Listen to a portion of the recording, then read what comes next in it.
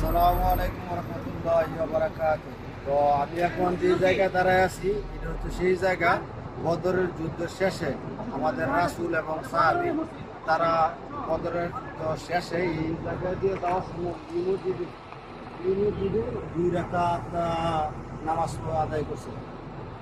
ঠিক আছে, এই মসজিদ এবং এই জায়গায় নামাজ আদায় করছিল যুদ্ধ শেষে যাওয়ার পর।